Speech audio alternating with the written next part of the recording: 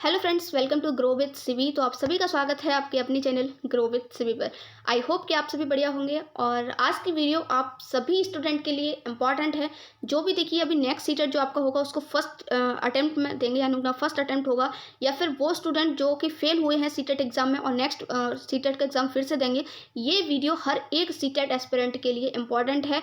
इतना मैं कहती हूँ कि अगर आप इस वीडियो को वॉच करते हैं तो 100% आपके जो है चांस जो है इंक्रीज हो जाएंगे नेक्स्ट सीटेट को क्वालिफाई करने के। लेकिन आपको क्या करना है, अगर आप सिर्फ वीडियो को सुन करके यहाँ से जाने वाले हैं तो मैं आपसे कहूँगी कि आप अभी वीडियो को लीव कर दीजिए। कोई मतलब नहीं है आपका पूरा वीडियो देखने का, ठीक है? क्योंकि यहाँ पर जो चीज़ें मैं आपको बताऊँगी, अगर आप उसमें उसको सुनते हैं, अच्छे से फॉलो करते हैं, तभी आपको जो है सीटेट क्वालिफाई होने में आपको हेल्प मिलेगी। लेकिन अगर आप सिर्फ वीडियो को सुन करके चले जाते हैं तो आपका किसी वीडियो को देखने का कोई मतलब नहीं है, ठीक है? जब तक कि आप उस वीडियो से कुछ सीखते नहीं हो तो क्या बेनिफिट है फिर उस वीडियो को देखने का, राइट? तो अभी यहाँ पर बात करने वाली हूँ। देखिए, सीटेट जनवरी 2024 का जो प्रोसेस है वो ऑलमोस्ट पूरा कंप्लीट हो चुका है।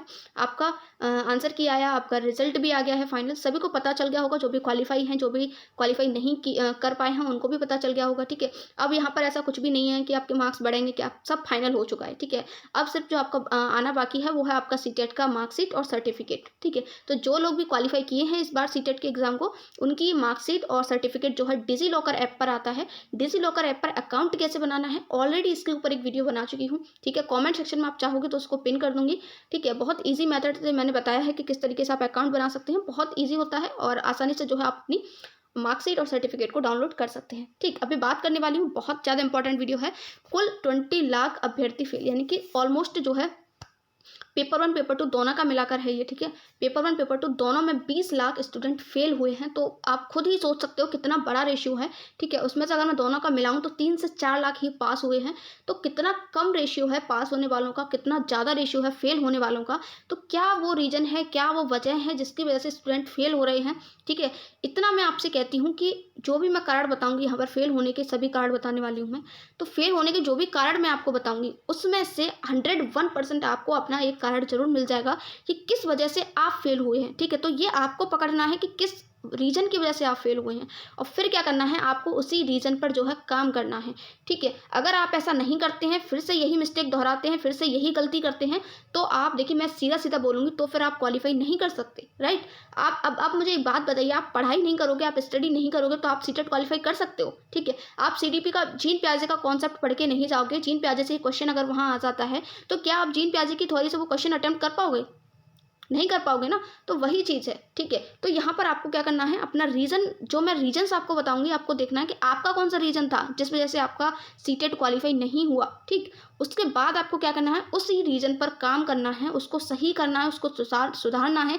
जैसे भी आप कर सकते हैं करना है, ठीक है? ये गलतियाँ आपको नहीं करनी है। अब देखिए, ये वीडियो जो है फर्स्ट अटेम्प्ट वालों के लिए भी बहुत ज़्यादा इंपॉर्टेंट है, जिससे जो भी गलतियां मैं बताऊंगी ना, जो भी कारण मैं बताऊंगी फेल होने के स्टूडेंट को, उनमें से एक भी कारण आपको नहीं बनना है, उसका एक भी जो गलतियां हैं वो आपको नहीं करनी है, ठीक है?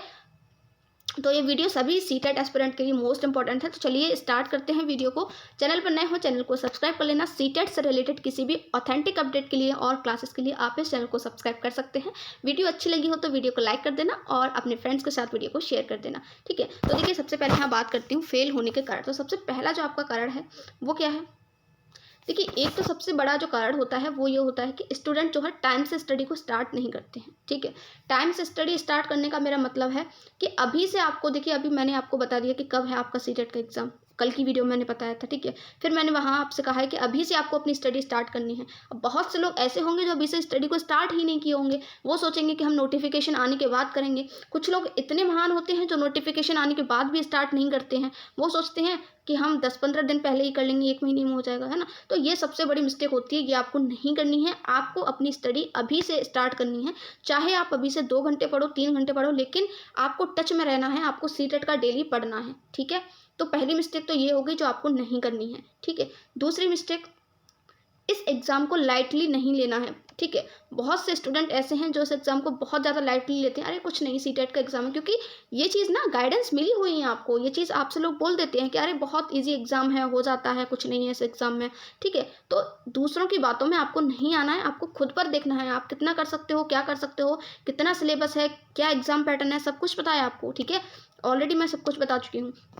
तो यहाँ पर देखिए आपको 5 सब्जेक्ट होते हैं पेपर 1 में, 4 सब्जेक्ट होते हैं आपके पेपर 2 में, ठीक है। 4 सब्जेक्ट में जो चौथा सब्जेक्ट आपका खुद का सब्जेक्ट होता है मैथ साइंस, वो काफ़ी ब्रॉड हो जाता है, एसएसटी भी ब्रॉड हो जाता है, ठीक है। तो ये सारी चीज़ें कवर करने के लिए आपको टाइम भी तो चाहिए। तो आपको क्या करना है, इस एग्ज़ाम को बिल्कुल भी लाइटली नहीं लेना है, ठीक है। हल्के में नहीं लेना है कि बहुत ईजी एग्जाम है, और ज़्यादा ये भी नहीं सोचना है कि बहुत ज़्यादा टफ है, ठीक है। जो चीज़ें हैं उनको अगर आप करते हो तो आप 101% जो है इस एग्ज़ाम को क्वालिफाई करोगे, ठीक है। तो आपको क्या करना है, टाइम से अपनी स्टडी स्टार्ट करनी है, एग्ज़ाम को लाइटली नहीं लेना है, अपना सिलेबस कंप्लीट करना है, और दूसरा क्या करना है, सिलेबस कंप्लीट करने के बाद प्रीवियस ईयर क्वेश्चंस करने हैं, रिवीजन करना है, यही सब करना होता है, ठीक।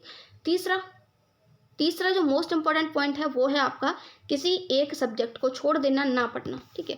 अब देखिए लोग आपसे कहते हैं कि क्वालिफाई एग्जाम है तो आप कोई बात नहीं, कुछ लोगों का क्या होता है ना, मैथ्स वीक होता है, तो आपको सजेशन मिल जाता है कि आप जो है मैथ्स को छोड़ दीजिए, बाकी और सब्जेक्ट पर ध्यान दीजिए, ठीक है। तो ये एक सबसे बड़ी वजह होती है आपके सीटेट को क्वालिफाई ना होने की वजह, ठीक है, सबसे बड़ी है ये।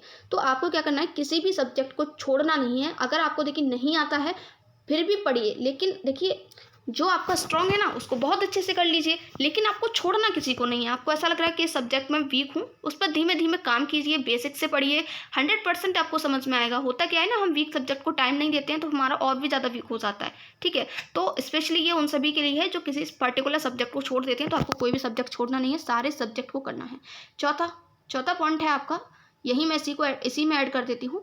आपसे लोग बोलते हैं कि ग्रामर को छोड़ दीजिए, ठीक है। देखिए मैं आपसे कहूँगी आपके पास टाइम है, अभी आपके पास बहुत अच्छा टाइम है, ठीक है, 5 से 6 महीने हैं।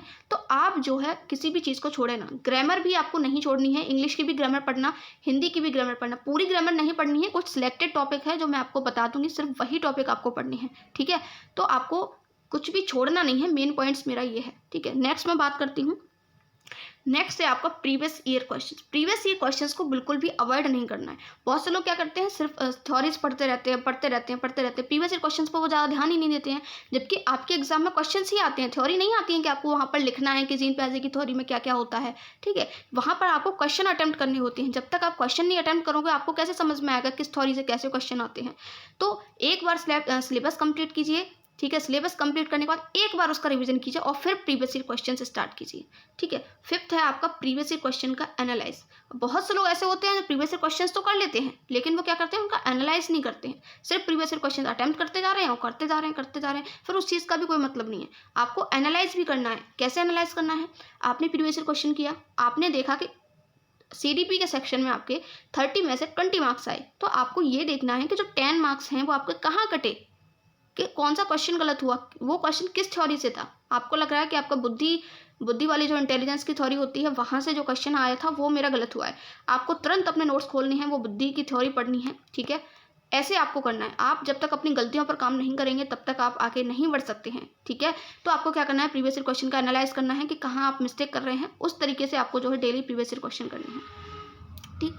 ये मैंने आपको 5 मिस्टेक्स बताई हैं। और भी अगर मैं आपको बताऊं तो देखिए गलत गाइडेंस जो होती है, ठीक है, गलत गाइडेंस आपको मिल जाती है कहीं से कि आप जो है किसी का कोचिंग ले लीजिए, या फिर जो है कोचिंग लेने से जो है आप अच्छा कर सकते हैं, ठीक है। मैंने ऐसे लोग देखे हैं जो कोचिंग हर साल लेते हैं फिर भी उनका सीटेट क्वालिफाई नहीं होता है, ठीक है। तो सबसे ज़्यादा जो इंपॉर्टेंट होता है ना वो आपकी सेल्फ स्टडी होती है, ठीक है। चाहे आप यूट्यूब से पढ़ो, चाहे आप कोचिंग से पढ़ो, अगर आप सेल्फ स्टडी करोगे तभी आप इस एग्जाम को क्वालिफाई कर पाओगे। नॉट ओनली दिस एग्जाम, कोई भी एग्जाम हो, आप सेल्फ स्टडी करोगे तभी आप उस एग्जाम को क्वालिफाई कर सकते हो। कोचिंग जस्ट एक सपोर्ट होता है, आपको वहाँ कंटेंट मिल जाता है, वो कंटेंट आपको यूट्यूब पर भी मिल जाएगा, ठीक है। डिपेंड करता है आपके ऊपर कि आप उसको किस तरीके से कंज्यूम करते हो, किस तरीके से पढ़ते हो, ठीक है।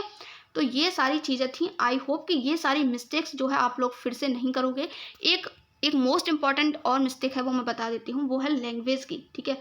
आप लोग जो है अपनी अकॉर्डिंग लैंग्वेज चूज़ कीजिए। बहुत से लोग क्या करते हैं, दूसरों के सजेशन पर जो है संस्कृत चूज़ कर लेते हैं कि अरे उसने बोला है कि संस्कृत ले लो, इजी रहता है, संस्कृत से एग्जाम क्वालिफाई हो जाता है, ठीक है। ऐसा बिल्कुल भी नहीं है। आपको अपने अकॉर्डिंग सोचना है कि मुझे कौन सी लैंग्वेज अच्छे से आती है, ठीक है। ज़्यादा आपको लग रहा है तो आप एक काम कर सकते हो, प्रीवियस ईयर क्वेश्चंस में बहुत सारे प्रीवियस ईयर क्वेश्चंस हैं, आप प्रीवियस ईयर क्वेश्चन पर जाइए। एक आपको लग रहा है कि संस्कृत, हिंदी, इंग्लिश में मुझे समझ नहीं आ रहा है, तो आप एक एक उनका जो है सेट लगा करके देख लीजिए। जिसमें भी आपके अच्छे मार्क्स आ रहे हो, आपको लग रहा हो कि ये मेरे लिए, ये मुझे समझ में आ रही है लैंग्वेज, उसी को चूज़ कर लीजिए, ठीक है। तो एक लैंग्वेज का हो गया। यही सारी मिस्टेक्स हैं जो आप लोग करते हैं, और मुझे लगता है यही वजह है स्टूडेंट के फेल होने की। इतने जो लोग हैं वो क्वालिफाई नहीं करते हैं। और एक सबसे बड़ी वजह बताऊं, वो है आपकी स्टडी ना करना। ये तो देखिए सबसे बड़ी वजह, सबसे बड़ी, ठीक है। देखिए आप लोग पढ़ोगे नहीं, आप लोग किसी सब्जेक्ट को टाइम ही नहीं दोगे, ठीक है, तो फिर कैसे काम चलेगा? आप खुद ही सोचिए, है ना। तो बस यही है, यही सारी वजह हैं और मुझे नहीं लगता इसके अलावा कोई भी वजह और होगी, ठीक है। ऑलमोस्ट सारी वजह, सारे कारण मैं बता चुकी हूँ और मिस्टेक्स भी मैंने आपको बताई। तो जो भी लोग फर्स्ट अटेम्प्ट में एग्ज़ाम देने जा रहे हैं, प्लीज़ ये सारी गलतियाँ आप मत करना, ठीक है। बहुत अच्छे से तैयारी कीजिए।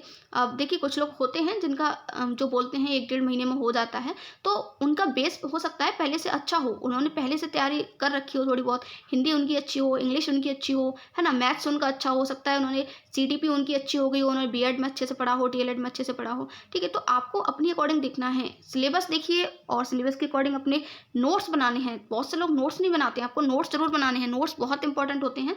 आप नोट्स बना लोगे तो क्या होगा, नोट्स बनाने के बाद आप जो हो उन्हीं नोट्स को उठाइए, बार बार उनको रिवाइज कीजिए, ठीक है, और प्रीवियस ईयर क्वेश्चंस कीजिए, बस यही आपको करना है और कुछ भी नहीं है, ठीक है। अगर इस तरीके से आप अपनी तैयारी को करते हैं तो 101% आपका नेक्स्ट सीटेट क्वालिफाई होगा। बाकी और भी गाइडेंस मैं आपके साथ शेयर करूंगी, ठीक है। तो चैनल पर बने रहें बिल्कुल। और जो भी लोग न्यू इस वीडियो को देखेंगे, मैं उनको पहले बता दूं कि I have already clear the CTET exam, ठीक है, मैंने ऑलरेडी क्लियर किया हुआ है। तो आप लोगों को ऐसा ना लगे कि कोई भी आपके साथ कुछ भी शेयर कर रहा है, आप लोग मेरे ऊपर बिलीव कर सकें, इसीलिए मैं आपके साथ बता रही हूँ। मैं ऑलरेडी क्लियर कर चुकी हूँ, इसीलिए मैं आप लोगों को गाइड कर रही हूँ, ठीक है। तो आई होप कि सारी जो भी चीज़ें मैंने आपको बताई आपको अच्छी लगी होंगी। आप लोग इनको फॉलो जरूर करना, ठीक है। अगर आप ऐसे ही सुन के जा रहे हैं तो कोई बेनिफिट नहीं है, फॉलो करेंगे तभी आपको बेनिफिट देखने को मिलेगा। Thank you so much for watching this video. मिलते हैं न्यू वीडियो में न्यू टॉपिक के साथ। Till then have a nice day.